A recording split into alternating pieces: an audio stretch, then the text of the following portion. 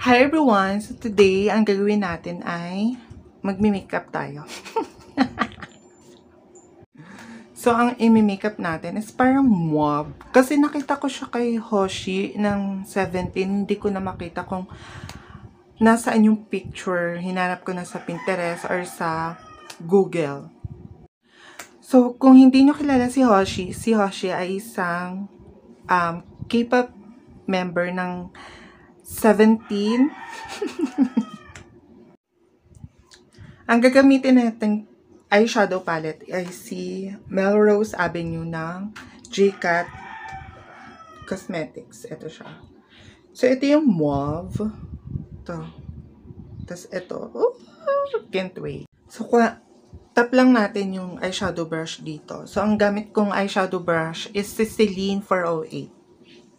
Tap lang natin. Tapos, i-ano natin siya sa eyelids natin.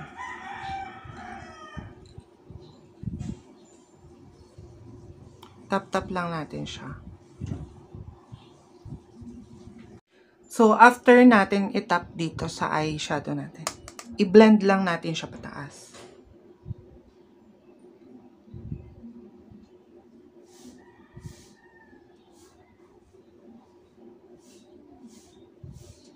Para mawala yung harsh line.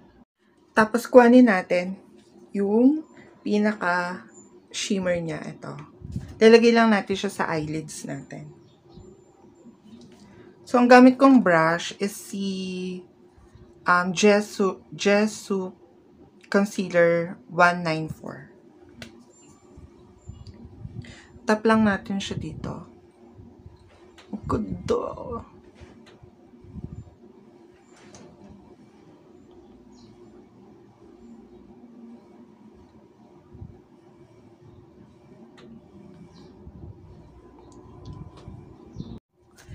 So, naglagay na rin ako ng mascara. Ang ginamit ko mascara ay si Fashion 21 Double Up Mascara.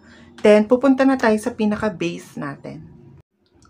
So, for our foundation, ang gagamitin natin is si Maybelline Fit Me Poreless Liquid Foundation in the shade 228 Soft Tan.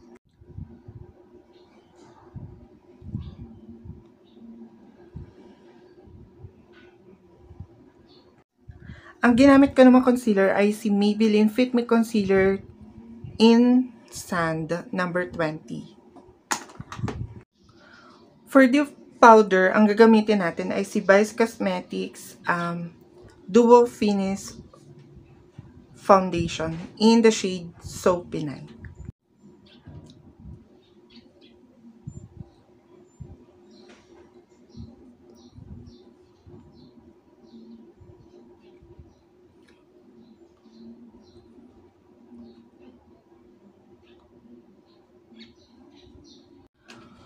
For the lower lash line, ang gagamitin ulit natin, ito, yung mauve na eyeshadow na nilagay natin dito. Ang gamit kong brush is si Jesu Short Shader Brush in 214. Lagay lang natin siya dito.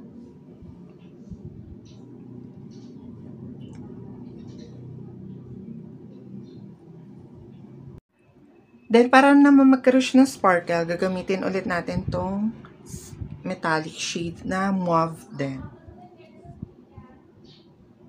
So, i-underlayer lang natin siya sa pinaka-matte shade na mauve.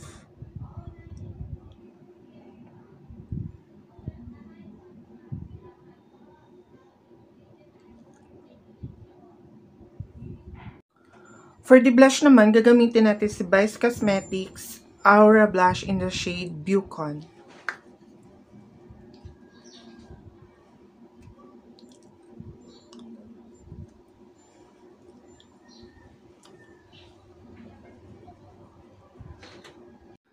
So, for the contour, ang gagamitin natin si Vice Cosmetics Aura Contour in Confirm. Tapos, ang gamit kong brush si Celine 403 kasi angle brush siya. Tap mo lang siya dito. Tapos, drag down mo siya. Tapos, dito.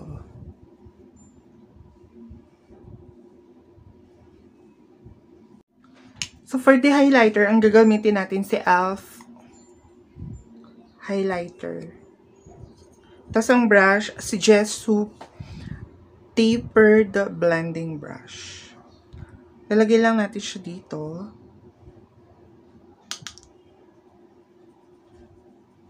Tapos, bridge of the nose. Tapos dito. So, for the lipstick, ang gagamitin natin is si Chris Matte Lipstick in the shade Life.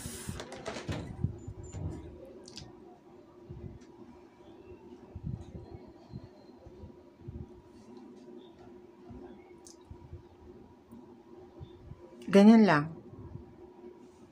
Konti lang natin siyang ilagay. And for the gloss, ang gagamitin natin si EB Advanced Vinyl Lip Gloss. Papatong lang natin siya dito.